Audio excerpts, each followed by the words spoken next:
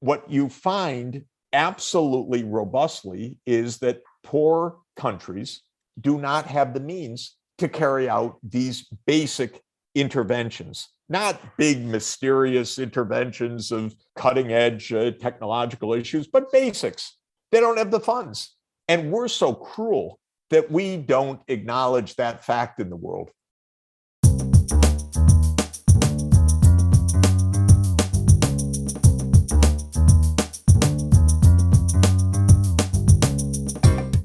You are listening to In Pursuit of Development with Dan Banik.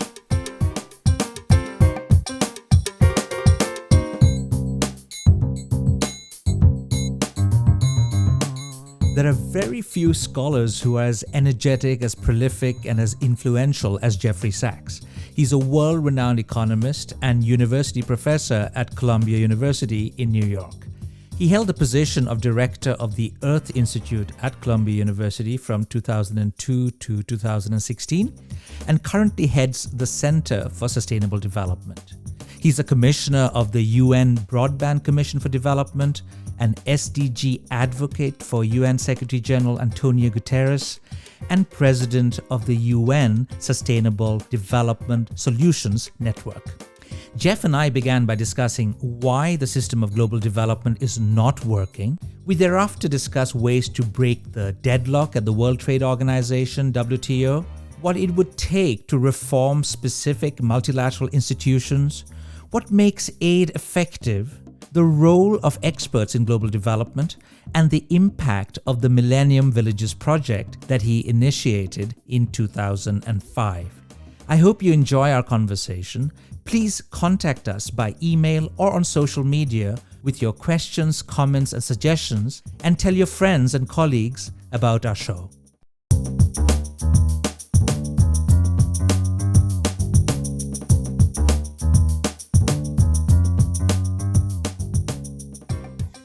It was lovely to see you and Sonia a couple of months ago, Jeff. I'm delighted to have you on the show today. Welcome. Great to be with you. Thanks so much, Dan. Earlier this year, in July 2021, a short video of your comments at the UN Food Systems Pre-Summit actually went viral. I watched that video a couple of times, and in that video you had a powerful message that we have a system of global development that's not working. We need a different system, one that is based on the principles of human dignity, human rights, sovereignty, and economic rights. And in those comments, it appeared to me that you were particularly critical of the role of the private sector, the role of billionaires who go to space but who do not pay enough tax. You were critical also of governments that do not provide adequate funding to, among other organizations, the UN. The rich are hoarding everything, as you put it. What was the response to those comments and that viral video, Jeff? Do you notice any movement in the direction that you outlined in July of this year? You know, the comment that I gave was a bit spurred by listening to a World Bank official speak just before me in that session. And to quote Greta, it was blah, blah, blah, that, oh, yes, we're doing fine, or we need to just continue on and persevere with the important things we're doing. But the fact of the matter is we have set crucial goals for sustainable development, the 17 SDGs, the Paris Climate Agreement, the goals under the Convention of Biological Diversity, and we're not achieving any of them. My criticism was not really directed at the private sector per se. It was directed mostly at governments, in fact, but to say to the private sector, you're also not going to solve this problem, despite the rhetoric, let the markets do it. I said in my critique that why do we point fingers at countries where our governments invaded, occupied, colonized, created so much havoc, often in the backing of private interests, for example, in the mining sector in Africa and the agriculture sector in Central America, where the United States intervened horrendously, in part to protect commercial interests and private wealth. The fact of the matter is, Dan, our system is not organized to achieve the goals that we have set. It's not even organized to think through how to achieve the goals that we've set. One of my sad conclusions in almost a career lifetime of working with governments and officialdom on these issues is how little true problem-solving activity there is. How little activity there is to say, well, we set the following goals. What does it take to achieve them? We have negotiations about words, about treaties. We have promises, commitments, but what we don't have is solution-based analytics and cooperation. We don't sit around the table to say, how are we going to get the vaccines to everybody as we promised? We don't sit around the table and say, how are we going to decarbonize globally? We negotiate words, commitments that then aren't honored. We promise, and when I say we, I mean the global system commits certain sums, for example, $100 billion per year minimum by 2020 for climate action in developing countries. Then there's no real effort to determine how that funding is going to be reached, who is going to be responsible for it, how it is going to be monitored, and so forth. In other words, the words are just put forward and then nothing is done to back them up. And indeed, most of what is done is prevarication so that those words are not fulfilled.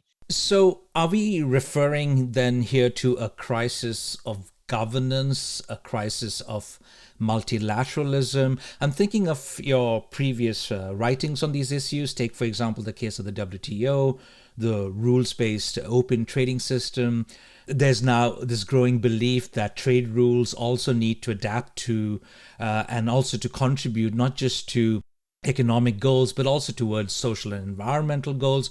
You've argued that there's now a unique opportunity to make those rules, the rules-based trading system, a fundamental pillar for global development, especially for achieving the SDGs. But that is not happening, is it? And the WTO, like many other institutions, Jeff, is under considerable pressure. Negotiations on a comprehensive development agenda have floundered due to disagreements over agricultural subsidies, over intellectual property rights.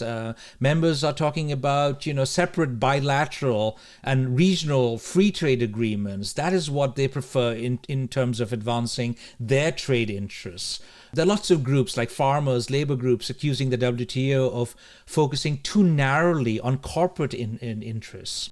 India and South Africa have proposed a TRIPS waiver for COVID-19 vaccines and treatments, but that move has been opposed by many of the wealthier countries, including my own country, Norway.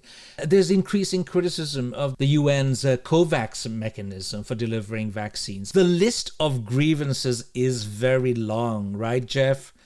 How should one then think about addressing challenges related to this perceived crisis, as many would argue, of global governance? How do we break the deadlock at the WTO, as in many other influential multilateral forums? There is a deep crisis of governance, and we need to understand it and to solve it. So one basic issue, fundamental, in a way rather obvious, but still needing a solution, is the fact that we have global problems and politicians at the nation state level. So that is the challenge of multilateralism, and it can only work when the major powers understand, acknowledge, and operate with the view that they themselves cannot solve their own problems, however powerful they are, except through multilateralism. So this is a view that the United States government does not accept, for example. In the US political culture right now, and it's pretty much bipartisan for our two major parties, the view has grown over time that what the United States needs is its freedom of action. Maybe it needs its allies. If you're Trump, it doesn't need anything except Trump. If you're Biden, it needs basically your allies. But it does not need to sit down and talk with China. It does not need multilateral approaches. It does not need to bolster the UN system. This is a profound error because the US is up to its eyeballs with crises that it cannot solve on its own. So this is one crisis of governance. A second crisis of governance is that the problems that we face, especially the collision of economy and environment, are not simple problems. Energy transformation is complex. These problems don't operate at the scale of the political business cycle. This is different from short-term macroeconomics or interest group politics. This is system transformation. And even at the national level, our governments are not up to the task in most cases. Certainly, the US government is not up to the task. We don't have any kind of planning ministry. We don't have an economy ministry that looks forward. We don't have an integrative structure in government that can take a whole of government long-term approach to these issues. So we're completely floundering even at the national level, much less at the international level. So how should we break the deadlock, Jeff? Well, Dan, just to complete the analysis, there are underlying deep weaknesses that we also need to appreciate in terms of government capacity. One is that if you allow a political system to be infiltrated by money, to become a plutocracy and from there a kleptocracy, then the possibilities of good governance are gone. And while, of course, there are the normal places where fingers are pointed, I would start with the United States as a plutocracy and increasingly a kleptocracy. We even had the Speaker of the House make a really ridiculous, pretty despicable statement in recent days that it's okay for the congressmen to be trading on their own account in stocks. What's wrong with that? We're a capitalist system, she said. And what we have is a system of corruption in Washington where it's not just that congressmen are trading on their own account, they are governing on their own account.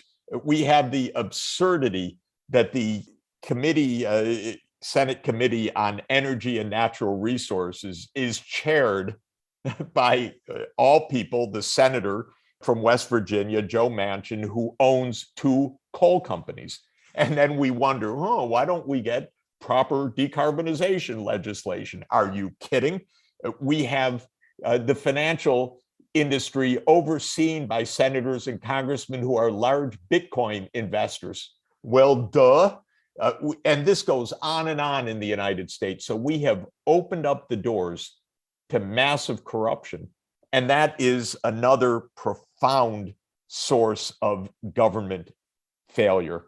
And then one more point, Dan, is that not only are the problems global with national level government, not only are the problems complex and beyond the normal time horizons and requiring transformative thinking, not only has money infiltrated the political systems of many countries and made it impossible to think straight and to think honestly, we're also in a period, of course, of massive technological disruption and acceleration with digitalization. So the nature of our very lives, how we live, how we work, is also changing, disrupting societies tremendously.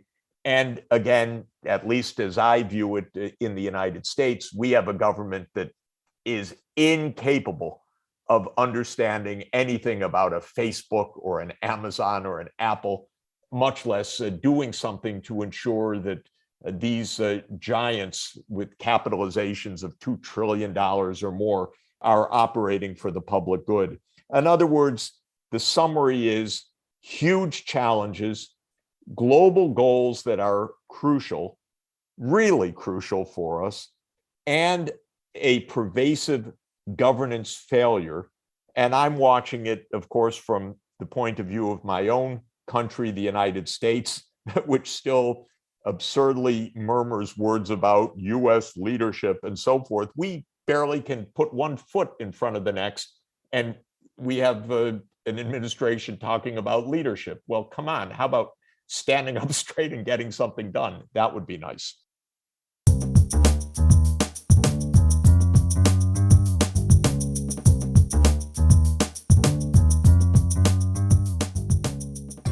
I know you're a big fan of the United Nations, and here, of course, your own government, the United States, has been less supportive, at least in terms of their financial contributions to certain UN organizations. And this was, I suppose, more the case under President Trump than is the case now. And of course, you've argued that the UN must be a core institution going forward. But what do you think about the role of other institutions? I'm thinking about the World Bank and the IMF, and thinking about, during COP26, the climate summit recently, many of the financial institutions were promising trillions of dollars to finance solutions to climate change. But the world's financial system continues to impede, as you've argued, the flow of finance to developing countries.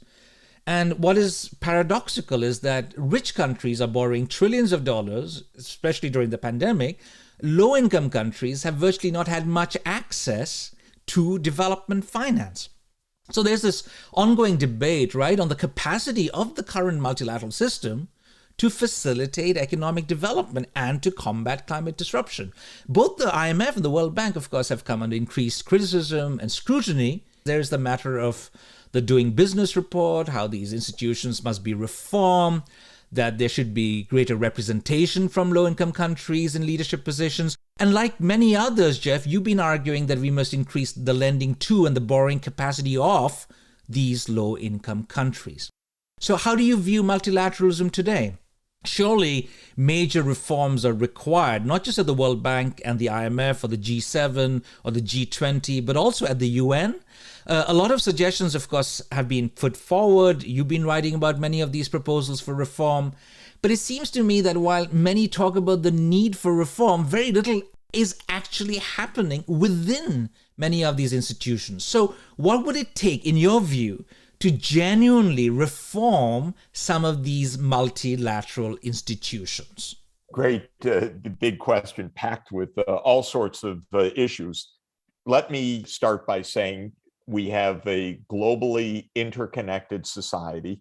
We have global scale challenges and crises, whether it's a pandemic or climate change or other Earth system changes or the profound social and economic inequalities and instabilities in the world, which have a global character to them.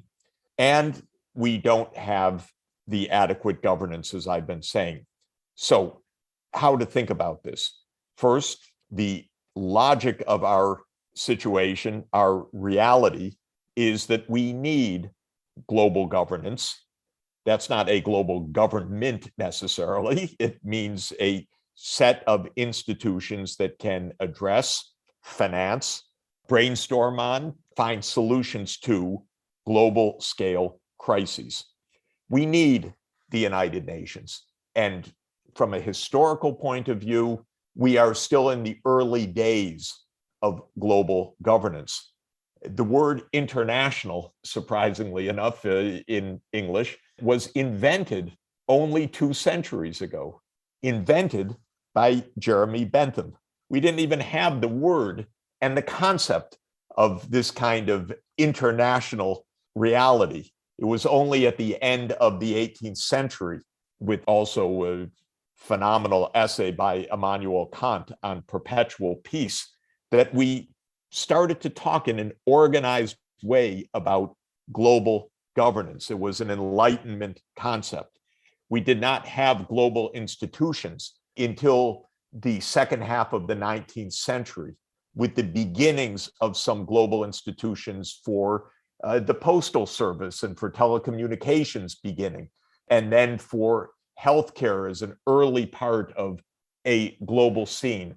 We tried the League of Nations after World War I, of course, the notorious fact that the United States did not sign on to Woodrow Wilson's own concept and left it crippled from the start was a devastating mark. Franklin Roosevelt, our greatest president in US history, revived the idea of a working multilateral institution as the United Nations in the context of World War II. And it came to fruition in 1945. And the World Bank and the IMF are part of the UN family. They're called the Bretton Woods institutions, but this is one family of multilateral institutions. Now, we've just celebrated the 76th anniversary of the UN, so we're 3/4 of a century in. And in many ways, it's a remarkable set of institutions. But in other ways, it is obvious that in the world today, we need, if relaunch may be a little bit too strong, we definitely need to reform the United Nations institutions and to reintroduce them in a way to the young generation so that this is not seen as institutions of post-World War II legacy, but rather the crucial functional institutions for the 21st century, which they need to be. That is hard always with institutions at this stage of their lives, 76 years. But what is very disturbing and ironic is that the country that invented the United Nations, the United States, has partly abandoned it, walked away from it. And under Trump, our most miserable president in US history, the US left several UN organizations, agencies, and processes, just walked out of them. And that disdain reflected a kind of thinking in parts of the American political scene that are, in my view, tragic and absurd and ignorant, all in a package. But it's troubling when the most powerful country that presents itself as, quote, the leading country, takes this view with multilateralism. You raise a very specific part of the governance puzzle, which is one that very much concerns me as an economist. My view is that what we need to do requires large investments. Investments are the key to transformation, whether it's in energy or in human knowledge and capacity through education and health or other urban infrastructure and so forth. You need investment. Investment needs financing. The essence of the kind of world that we should be building, that we are committed to building in the SDGs and in the Paris Agreement, is a fair world in which no one is left behind, an inclusive world. And that means financing of the poorer countries. And that simply doesn't happen at any scale. And it's one of those things, Dan, it's I may be a broken record on it because I've been complaining about this throughout my entire professional life. But for the last 20 years, since I was advisor on the Millennium Development Goals to Kofi Annan and Ban Ki-moon, and now on the Sustainable Development Goals and SDG advocate for the UN Secretary General, I've been pointing out we don't have a financial model to finance what we have committed to do. It's not that this would break the bank to achieve the Sustainable Development Goals. The joke of it is, the irony of it is, at just 1 or 2 or maybe 3% of world output per year, we could have the transformation that we so desperately need on this planet. We could end poverty. We could ensure that every child is in school. We could have universal health coverage. We could do all those things at very low cost, but it would require a new financial structure that would channel funds consistently, reliably, on adequate terms from the rich countries to the poor countries. And I would like to see that proverbial roundtable where we're sitting down and honestly discussing that issue. And that has not occurred to this date. One of the things I pointed out recently is that while there's so much talk, as there was at COP26, about how the tens or hundreds of trillions of dollars of assets under management are going to be the key for the poor countries, there is not one single low-income country in the world that has an investment grade rating. And what that means is that there is not one single low-income country in the world that can borrow funds on reasonable terms, period. And of the lower middle-income countries, there are but two that have an investment grade rating. They happen to be right now Indonesia and the Philippines. But what it means overall is that half the world lives in places without an investment grade. And to translate that into practical terms, it means that all that talk about the private money that's going to solve the world's problems ain't going to go to half the world, the poor part of the world, and it's not going there. And how to get serious discussion of this most basic fact remains a conundrum. I want to pick up on something you mentioned towards the beginning of our conversation, the importance of actual workable solutions. In the very well-known End of Poverty book that you wrote many years ago, and in many of your other writings, Jeff, the message, at least as I understand it, is pretty clear. And the message is that we know how to solve poverty, how to eradicate poverty. It is more a matter of money, that we have the solutions, but we don't have the money. That is correct. Is it really the lack of money that is always the problem? I'm asking you this because in some of the literature, of course, many would argue that we're not and cannot be sure that we have the solutions to solve poverty, to promote global development, that we are constantly searching for those solutions. It's the lack of goodwill, because the problem is that most of what we need to do is known. A part, of course, is never known, but with goodwill and sufficient funding would be learned in the process of doing. So there's always learning by doing.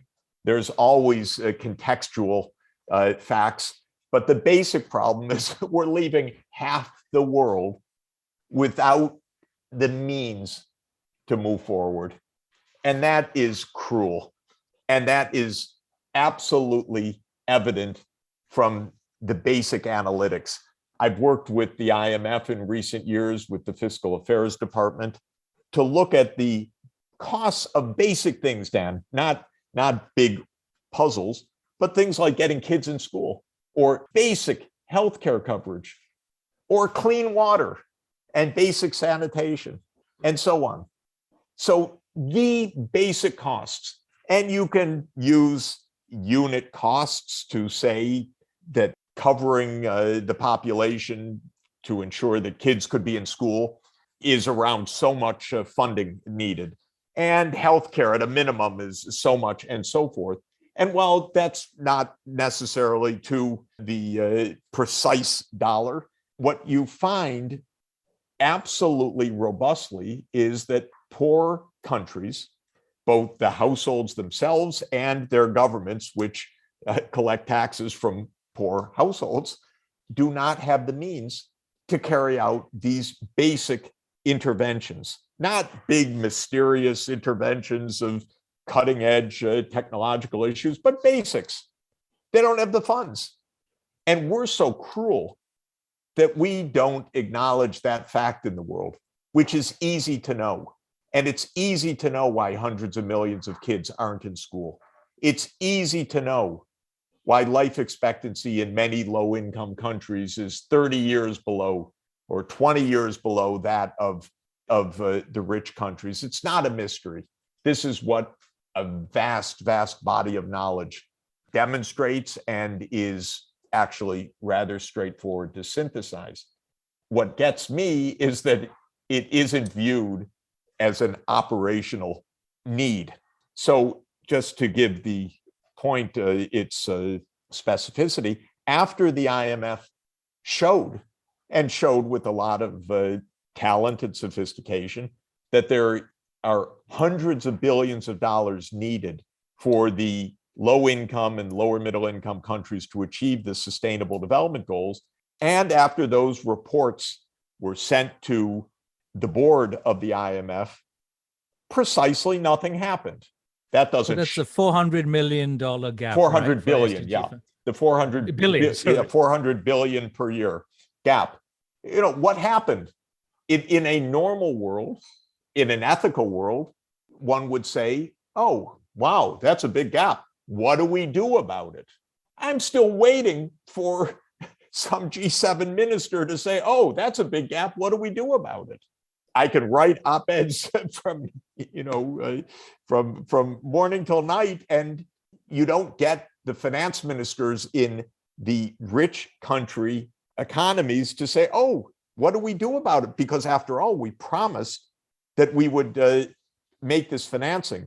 And as a macroeconomist, I make the basic point that what is 400 billion a year among friends, after all? That is 0.4 of 1% of world output per year, hardly a crushing number.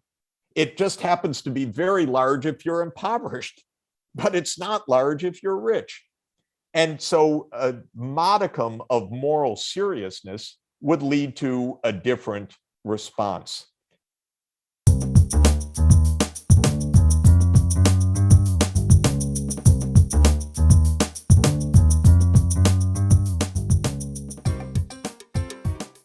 There are two aspects of this which I find particularly relevant for our discussion today, Jeff. One has to do with how effective, of course, foreign aid is or can be, because as you know, there's this polarized political discourse in many parts of the world, including in some of our countries, on aid effectiveness, on whether aid is actually working or can work in global development. And the other has to do with the role of experts, and there's been considerable pushback in recent years from many who point to the importance or the fact that we should be giving more importance to local knowledge. We should be thinking about who is articulating the interests of whom, on whose behalf, that we should not just be listening to experts flying in and telling us what to do. And of course, you've been involved in this debate for many years with Bill Easterly on the role of planners, on the role of experts versus searchers. And I suppose one could say you're a bit of both. You're a planner, you're a searcher. But I'd like to hear your thoughts on this debate on aid effectiveness and the role of experts in global development.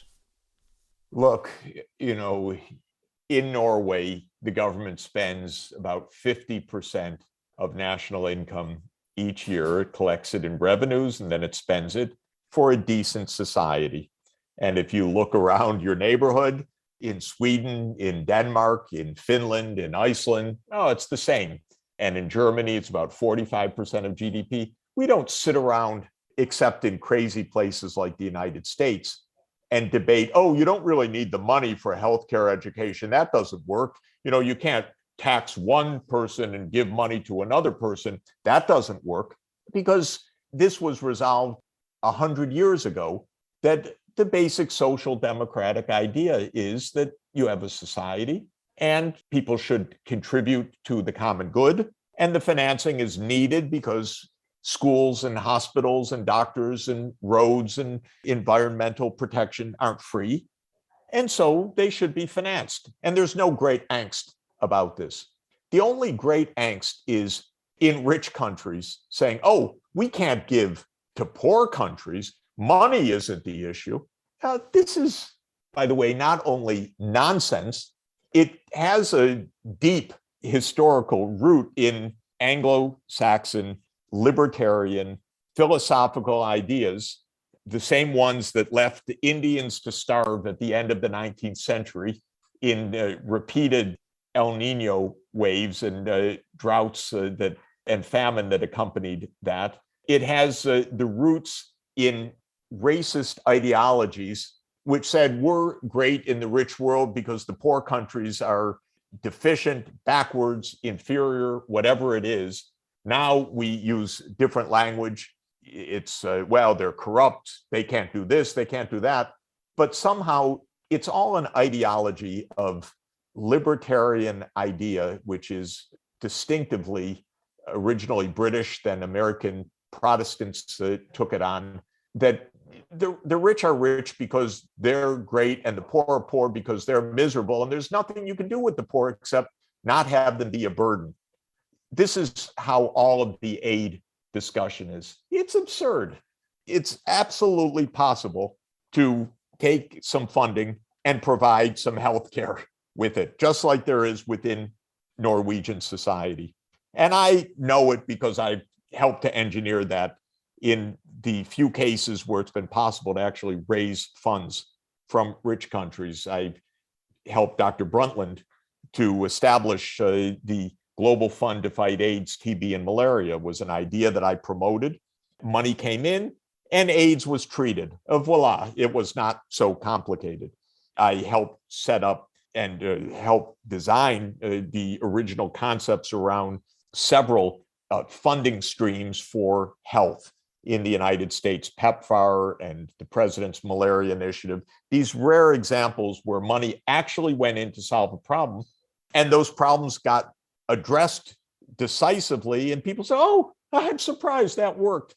What's the mystery? It's not so hard to do any of this, except in an ideology that was designed to exculpate the rich and the powerful. And one should learn some of the history of the moral thought from John Locke onward to understand that this is a kind of intellectual game, unfortunately. It is a game of the rich to say, we don't have responsibility to anyone else. Their problems are obviously due to their deficiencies. So this is what I take this to be. And on the question of expertise and so forth, it's so unreal compared to the actual facts, which is there are so many talented people around, and the talented people in poor countries know that more funding is needed so that there can be more schools or clinics or clean water points or sewerage or other things. It's not a mystery. It's not this idea of someone flying in and saying, do this, do that. It's not as if we don't have systems that are basic and, well, we use electricity, but local indigenous knowledge will do something else. Come on, this is not so hard, but we have 1,000 excuses in the rich countries to say, don't do what we do ourselves within our own societies. So what I would like to see is global social democracy that is not limited to our national borders. Why doesn't that happen? Because the politicians are elected nationally. That's it. That comes back to what we started with, the challenges of transboundary governance. If we had politicians elected internationally, believe me, these questions would not be asked then. We would understand that money needs to flow to places where it's urgently needed and currently lacking. You are obviously an academic superstar, Jeff. You hang out with rock stars and celebrities. You are an expert on global development. You're a macroeconomist. You've been advising many governments around the world for many decades. But you've also rolled up your sleeves and you started the Millennium Villages Project, where there was a considerable emphasis on promoting this integrated approach to rural development.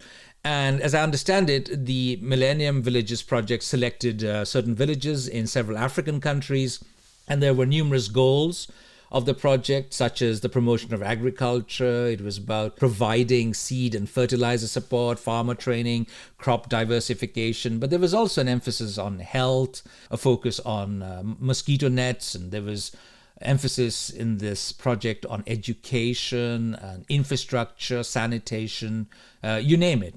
In hindsight, Jeff, what has been the legacy of the Millennium Villages Project? There's been some criticism, of course, about how the sites were chosen, the costs, and not least the actual impact. What do you think has actually worked, and what do you think now of the idea of the big push as a solution more broadly to challenges of global development? Well, I think the Millennium Project showed that in every sector, it's quite clear that there are huge areas of progress that can be made quickly and decisively. There can be huge reductions of malaria or AIDS or other infectious disease burdens. There can be big uptake of vaccinations. You can get children in school. You can have microgrids and mini grids. The basic point of that project was to show, look at all of these things that we know, and they are operational, even in very poor rural settings. The conditions for those interventions are vastly better now in 2021 than they were when we started in 2005. When we started that project in 2005, there were flip phones and in some of the villages, not a single phone anywhere. Now there is wireless broadband available pervasively. And of course, we know what that means in terms of every system for development, for telemedicine, for kids in school, for monitoring infrastructure, for electrification, for everything, for payment systems. So the conditions for rapid progress in development are better now than ever, actually, aside from the fact that we're hunkering down from a pandemic ripping through the world for this tragic moment. But the ability to use digital technologies and many other really sound approaches means that the opportunity to move forward quickly is better than ever. Indeed, one can move to national scale faster than ever because you can train online.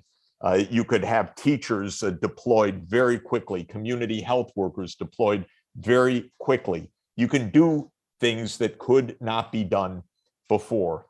So in that context, what is a big push? A big push is investment to provide the infrastructure for what is needed for sustainable development. That means rapidly electrifying the economy. In some places still have only 10 or even less of percent of the population with the access to electricity in rural areas in many of the poor countries. That could change within 2, 3, 4 years if we put our minds to it and if we put the financing to it. We could have universal access to broadband within the next few years because physically broadband is within reach of probably 80 or 90% of the world right now, but many of those that have broadband within reach can't afford under the current structures to actually have devices and have access.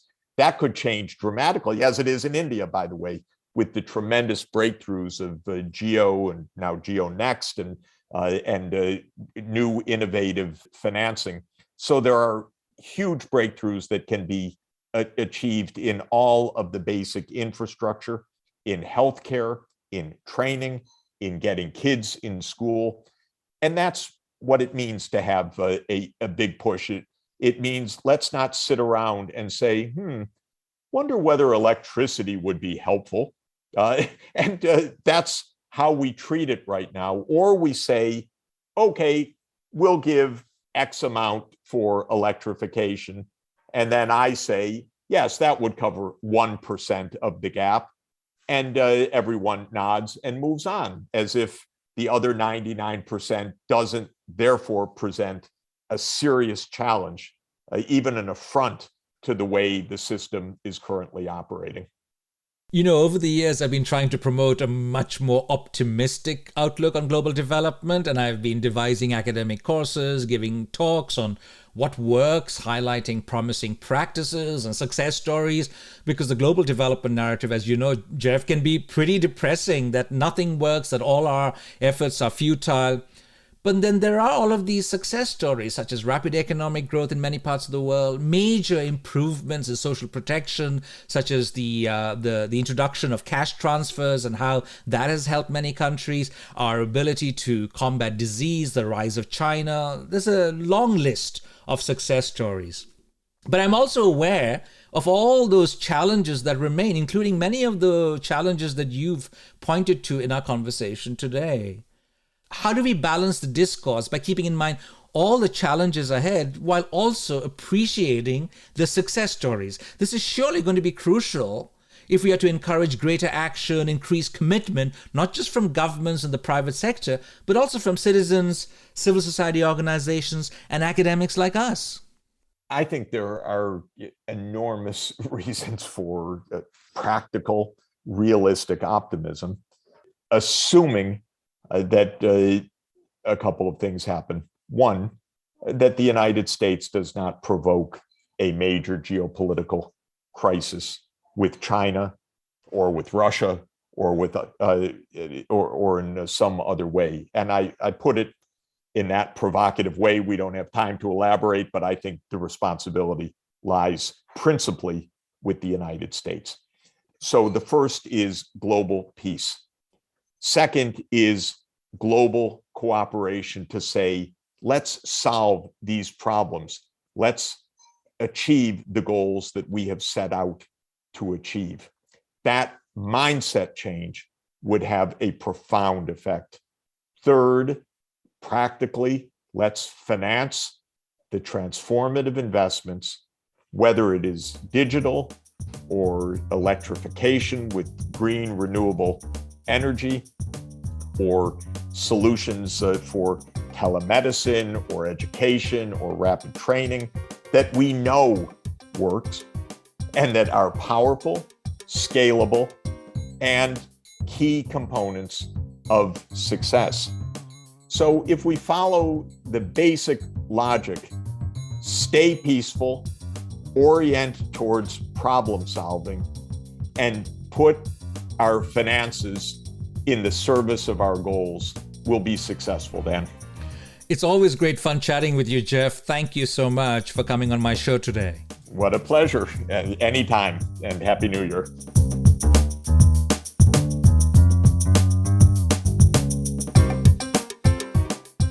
If you enjoyed this podcast, please spread the news among your friends and share it on social media. The Twitter handle for this podcast is Global Dev Pod.